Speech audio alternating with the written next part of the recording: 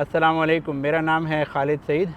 शाह साहब हमारे साथ मौजूद हैं। आज हम बात करेंगे बच्चों के मुतालिक, जो कि नौमौलूद बच्चे होते हैं, और उनसे मुतालिक शाह साहब से काफ़ी पहले भी बात हुई थी कि जब बच्चा पैदा होता है तो ज़ाहिर है उनके वालिदैन भी नए नए ही होते हैं, उनको भी कुछ पता नहीं होता कि उनको वो बच्चा क्या चाहता है, कैसे उसको हैंडल किया जाए। वो अगर थोड़ा सा भी उसको कुछ हो, फ़ौरन डॉक्टर के पास उसको ले जाते हैं, उनको पता नहीं होता कि बच्चे की डिमांड क्या है उस वक्त। तो इसके बारे में शाह साहब से बात करेंगे कि बच्चों का मतलब है, जो नौमौलूद बच्चा होता है, क्योंकि वो बोल नहीं सकता, हमें अपने एक्सप्रेशन से उस तरह बता नहीं सकता, मुश्किल होती है एक नए कपल के लिए उसको अंडरस्टैंड करना। तो उसमें क्या कर सकते हैं? सबसे पहली बात ये, हमारे यहाँ बच्चों के अमराज का नाम है अमराज अतफ़ाल।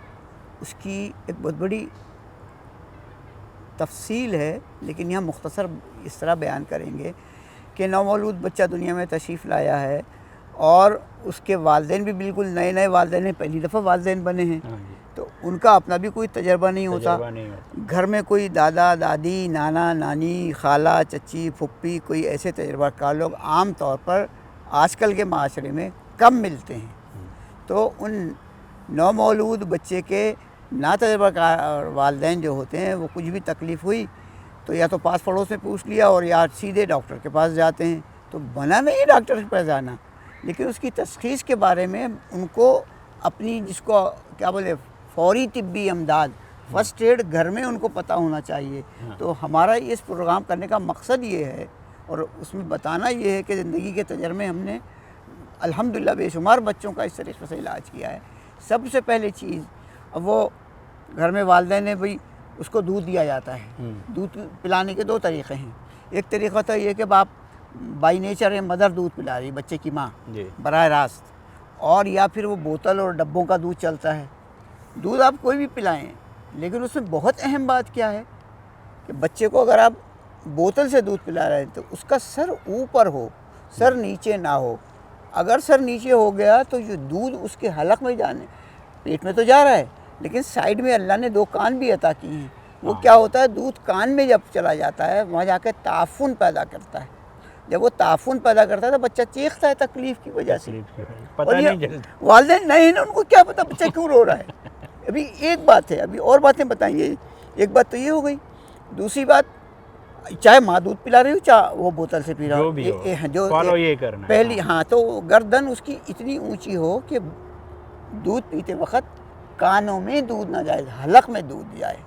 अच्छा, अब दूध तो पिला दिया बच्चे को, जो भी वक्त था, 8 घंटे, 6 घंटे, 4 घंटे के बाद उसको दोबारा दूध दिया, दिन भर पिलाते रहे। एक तो नतीजा ये हुआ, उसका नतीजा क्या हुआ, बच्चा, अगर बच्चा माँ का दूध पी रहा है तो सुकून से सोएगा, अगरचे कि उस माँ ने नहारी ना खाई हो, कौरमा ना खाया हो, और क्या नाम है, अचार ना खाया हो।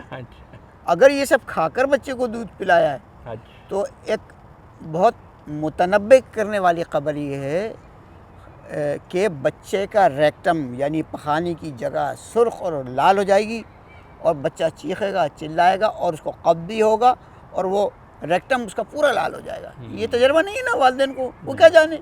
हाँ, उनको पता नहीं है। बाहर से नहारी भी ले आए या होटल से ले आए, घर में बना दी, नहारी भी, पाए भी खा रहे हैं, कौरमे भी खा रहे हैं, कोफ्ते भी खा रहे हैं, लेकिन उनको खुद नहीं पता को उनको रहनुमाई कौन करेगा। खाने पीने में इंतहाई एहतियात करनी। अगर वो बच्ची अपने बेटे को दूध पिला रही है तो उसको ख़ास तौर पर इस बात का ख्याल रखा। फिर कब्ज़ भी हो जाता है इन चीज़ों से। माँ बाप को बच्चा दूध पी लिया, बच्चा तो रो क्यों रहा है, क्यों रो रहा है पता ही नहीं है भाई, दूध भी पी लिया फिर क्यों रो रहा है। अब माँ बाप गुस्सा कर रहे हैं, देखो सोने भी नहीं रहा होता, गलती अपनी है, जो गलती अनअवेयरनेस है, उनको खुद इल्म नहीं है, तजर्बा नहीं है, पहला बच्चा है ना। अब को जैसे हमने जिक्र किया, कोई होता समझाने वाला तो अब देखना ये पड़ता है कि अगर वो जगह लाल है, लेकर आए भाई, देखते ही हमने बता दिए कब दूध पिया, कितना अरसा हुआ दूध पीते, भाई इतना अरसा हो गया है और बच्चा सोता भी नहीं, तंग भी करता है, आज 5 दिन हो गए, 6 दिन हो गए, ठीक है। तो हमने कहा क्या खाया था, क्या खा के खाना, अपना दूध पिलाया था या बोतल का दूध पिलाया था। बोतल का पिलाया तो इतना नुकसान नहीं है, वो दूसरे नुकसानात अपनी जगह से कब्ज़ हो जाता है। बोतल के दूध से आमतौर पर कब्ज़ ज़रूर होता है पहले बच्चे को। अच्छा। हाँ, और माँ का दूध पीता है तो वो घर में फल फ्रूट खाने की वजह से होता क्या है, वो कब्ज़ उसको कम चांसेस होते हैं। लेकिन अगर ऐसे खाने खा लिए, टिक्के कबाब जैसे अब कर चुके हैं, चरगा, ये सब चीज़ें खाने से क्या होता है, वो बच्चे का रेक्टम ख़राब हो जाता है और बच्चा रोता, आग लगती है। हमें हमारे वालिदैन, हम भी जब सीख भी रहे थे और पढ़ भी रहे थे, बेटा बड़े की आँख और बच्चे की आँत एक जैसी होती है, तो उससे क्या था, उसकी तकलीफ़ बढ़ जाती है, तकलीफ बढ़ जाती है, ये suffering more than that normal. तो होता ही क्या है, ज़ख़म जिस तरह बड़े आदमी की पिसी हुई मिर्च लग जाए क्या हाल होगा आँख में, हाँ, बिल्कुल यही छोटे बच्चे का हाल होता है।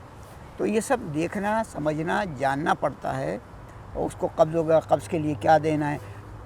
एक और बात जो हमें शुरू में कहनी थी वो ये कि जब जो दूध पिलाया दूसरे दिन सुबह उठे, अब बड़ा आदमी तो रात भर सो के उठ के पहले वॉशरूम जाके या तो ब्रुश या मिसवाक करके दांत साफ़ करते हैं और उसके साथ साथ ज़बान भी साफ़ करते हैं, हाँ, कुल्ली और करते हैं, कुल्ली करते हैं।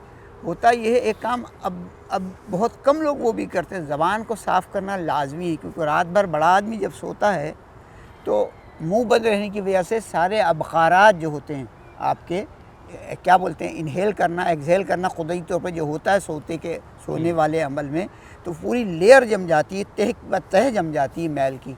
बड़ा आदमी साफ़ कर लेता है आसानी से, लेकिन छोटा बच्चा साफ़ नहीं कर सकता। नहीं कर सकता। जब वो नहीं कर सकता तो क्या करेगा वो? उसके तरीका है कि माँ का काम ये है, हाथ में मलमल का कपड़ा लेके, अच्छा, मलमल का कपड़ा पानी में डुबो के, गर्म पानी में डुबोया, डुबो को निकाला, हाँ, और बच्चे के हलक में स्लाइटली आराम से उनके बलगम थूक मैल निकाले एक दफ़ा। अच्छा, वो कपड़ा जो निकाला है उसको या तो धो लें या बहुत important है ये। दूसरा कपड़ा लगाया उसके उंगली में। लेकिन माँ के नाखून फैशनेबल नहीं होनी चाहिए, ताकि वो बच्चे को मुंह में फेरा पता लगा उल्टा ज़ख़म हो गया, खून निकल आया। बहुत एहतियात की ज़रूरत है, यहाँ बहुत समझदारी और जिम्मेदारी की ज़रूरत है कि जब बच्चे का हलक साफ़ करना हो, मलमल का कपड़ा भिगो के, वो तर बहुत ज़्यादा भी नहीं, बस तर हो, जब आहिस्ता आहिस्ता पूरे हलक में मुंह में ज़बान पे घुमाएंगे एक दफ़ा, देखें कितना सारा थूक बलगम और सब कुछ रात भर का दूध और मैल होगा। एक दफ़ा, दो दफ़ा, तीन दफ़ा, क्योंकि मैदा खाली है अभी, अगर दूध पिलाने के बाद ये करेंगे तो बच्चा उल्टी कर देगा। वो तो उल्टी कर देगा। हाँ, तो खाली पेट में दूध देने से पहले ये अमल करना पड़ेगा, जैसे बड़ा आदमी मुँह धोता है, जैसे अभी हम बता चुके। 4 दफ़ा में फिर ज़बान को भी हल्का हल्का खोल के इसे साफ़ करना पड़ेगा, तो इत्मीनान हो जाएगा। अब जो बच्चा दूध पिएगा उसको कब्ज़ नहीं होगा, उसको बदहज़मी नहीं होगी, और सुबह भी बोतल दे दी, दोपहर में भी बोतल दे दी, रात में भी दे दी। बच्चा रात भर दिन सोता, सुबह दूसरे दिन फिर दे दी बगैर साफ़ किए, तो बच्चा बीमार होगा, उससे बुखार भी चढ़ेगा। जब कब्ज़ होगा तो कब्ज़ की उम्मुल अमराज क्यों कहते हैं, उसके बाद खुद ब खुद कई बीमारियां पैदा होने लगती हैं। और बच्चे का पेट सख्त है, अब अम्मा को क्या पता दूध पीने के क्यों रो रहा है, वजह नहीं समझते लोग। तो ज़बान साफ़ करना ज़रूरी है बच्चे की सबसे पहले, सुबह जब भी दूध दे। पैदा हुआ है साफ़ किया, वो तो आदमी कर ही देता है पैदाइश के वक्त, उसके बाद के जो भी रूटीन वाइज हैं। बच्चा बहुत कमज़ोर है, बाद वक्त ऐसा देखने में आया है, ऐसे लोग आए हैं पैदाइश के वक्त ही कमज़ोर होता है। तो बाद हालात में दूध से ज़्यादा उसको हमारे यहाँ तजर्बे और ज़िंदगी में जो आए हैं उनको बताया, मूंग की दाल का पानी एक दिन के बच्चे को पिला सकते हैं, लेकिन उसकी शर्त है। शर्त क्या है, वो गौर से सुननी है। वो शर्त ये है कि उस बच्चे के लिए, जिस तरह दुनिया में वो बच्चा नया आया है, अभी मौलूद है, उसका बगोना या बर्तन जो वो भी नया हो। आपने जिसमें रोज़ाना कौरमे पसंदे और क्या क्या बनाए उसमें बच्चे को पिलाएंगे तो आप बच्चे के साथ ख़तरनाक काम करेंगे उसकी ज़िंदगी के साथ। वो पिलाने वाला चमचा भी नया हो बिल्कुल, और बगोना जिसमें वो मूंग की दाल पकेगी वो भी बिल्कुल नया बगोना हो, उसमें पहले कभी ना पका हो। यानी इस किस्म के बर्तन है। उसको कुछ और चीज़ खिलानी है, अभी तो एक दिन के बच्चे को उस सूरत में पानी पिला सकते हैं मूंग की दाल का के, कम नहीं है। कोई चीज़ हज़म नहीं रही, लोग कह रहे हैं पता नहीं ये बचेगा या नहीं बचेगा। अल्लाह ने उस मूंग के दाल के पानी में बड़ी ताकत रखी है। अच्छा, तो लेकिन कैसे बनाएंगे? हाँ, वो मतलब आपने जैसे एक बड़ा चमचा टेबल स्पून आपने पानी में डाल के, बगोना नया होना चाहिए, चमचा खिलाने का नया होना चाहिए, उसमें हिलाने का चमचा भी नया होना चाहिए। ठीक। अगर ये तीनों में से कोई भी एक गलती हो गई, बच्चे को मोशन लग जाएंगे, उसकी ज़िंदगी के लाले ना पड़ जाएं। ये बहुत अहम बात है। ये उन बच्चियों को, औरतों को याद रखने की बात है। अगर कोई खातून तजर्बाकार हैं, उनकी बहू है, बेटी है, जो भी है, ये ज़िम्मेदारी बड़ों की है, औरतों की।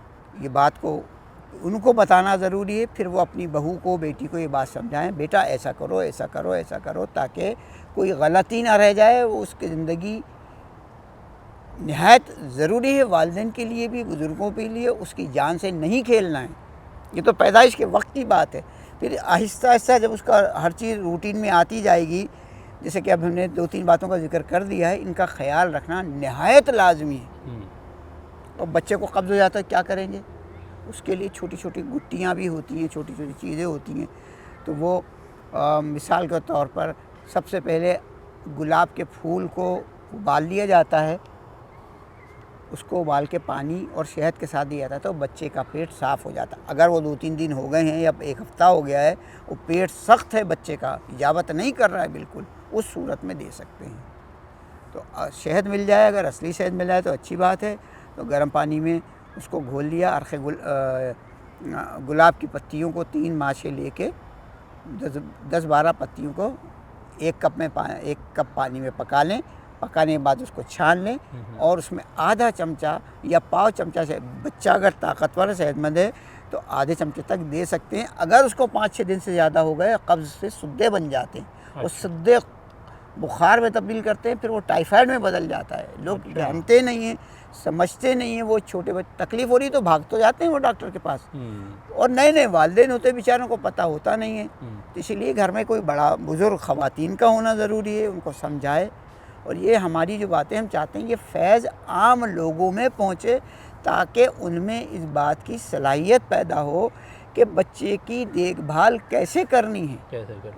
घर में कर सकते हैं, शहर से दूर हैं या शहर में भी रहते हैं, लेकिन बच्ची को या बच्चे को ले जाने वाला कोई नहीं है। होता है ना, शोहर या भाई या बेटा सब जॉब पे गए हुए, नौकरी पे गए हुए, अस्पताल भी नहीं आ सकते, पड़ोस क्लिनिक पे भी नहीं जा सकते। तो घर में ये चीज़ें खुद कर सकती हैं, ख़वातीन खुद कर सकती हैं। तो ये बच्चों के ये अमराज आ गए। इसी तरह फिर अब उसको क्या देना है, किस तरह देना है। 6 महीने का अगर बच्चा हो जाए तो उसको हमने जो तजवीज़ की है वो करते रहते थे। बकरी के लुकाने होते हैं, बकरी की इस जगह को क्या बोलेंगे, नर्व बोलते हैं ना ये, हाँ, बकरी के, ये इसको अच्छी तरह धो के, उबाल के, पाई के साथ लगे हुए होते हैं ना, हाँ। ये बच्चे के मुंह में दें 6 महीने के बाद। रोटी तो शुरू कर देते हैं लोग 6 महीने में, छोटे छोटे पीस देते हैं ताकि वह 6 महीने का हो जाए। दांत निकलने का वक्त बड़ा वो बच्चों के लिए ज़रा नाजुक होता है, उसमें उनको जुल्लाब पहले लगते हैं, दस्त भी लग जाते हैं और बीमारियां भी हो जाती हैं। तो उनको बचाने के लिए क्या करना है, ये जब उबल जाएगा तो ज़रा नरम हो जाता है, तो वो बच्चा अगर दबाएगा, जैसे खिलौना दबाते हैं, हाँ। रुई वाले, उससे क्या होता है, रेस्पिरेशन इनहेल में वो सब गंदगी पेट में जो गरद लगी हुई है उस खिलौने में, वो सब पेट में जाती है। बड़े खुश है, माँ बाप बच्चे को दे दिया। आजकल टीचर भी आता है, हाँ। बहुत मॉडेस्ट, वो अंदर पानी होता है, हाँ। ज़्यादा दांत निकल गया बच्चे का, चबा दिया तो वो लिक्विड पेट में चला जाता है। ये लोग नहीं जानते, लेकिन वो निकलने से पहले तो उस हद तक सही है कि उसकी निगरानी हो रही हो। अगर बच्चे की निगरानी नहीं हो रही है तो ये जो भी लुकाने बताए हैं, ये बच्चे को दे दें। दिन भर अगर वो नीचे गिर गया तो धोके देना पड़ेगा या दूसरा देना पड़ेगा, लेकिन जब तक उसके मुंह में है, दांत निकालने के बाद वो किटाता है, चबाता है बच्चा, हाँ। वो चबाने का अमल, वो खाने से उसके दांत सही तरीके से भी निकलेंगे, मुज़िर असरात कोई नहीं होंगे, और जब दांत निकलेंगे तो माँ बाप को खुशी होगी देख के, और बच्चे को वो 10 नहीं लगेंगे जो निकलते हैं। आमतौर होते तो हैं 10, किसी को देर से होते हैं, किसी को फ़ौरन हो जाते हैं। तो ये नुकसान से भी बचाना, कमज़ोर हो जाएगा बच्चा, अगर कमज़ोर है, उसको 10 होंगे तो वो तो कमज़ोर हो जाएगा। तो बहुत सारे मौज़ूआत हैं, वो एक के बाद एक आ गए। इंशाल्लाह इस मौजू पे मज़ीद बात और होती रहेगी। बहुत शुक्रिया शाह साहब, आज आपने काफ़ी मुस्तफ़ीद हुए हैं शाह साहब की बातों से। बच्चों के मुतालिक ज़ाहिर है वो इतना एक्सपीरियंस नहीं होता माँ बाप को। इंशाल्लाह नेक्स्ट वीडियो तक के लिए इजाज़त। बहुत शुक्रिया वीडियो देखने का। अल्लाह हाफ़िज़।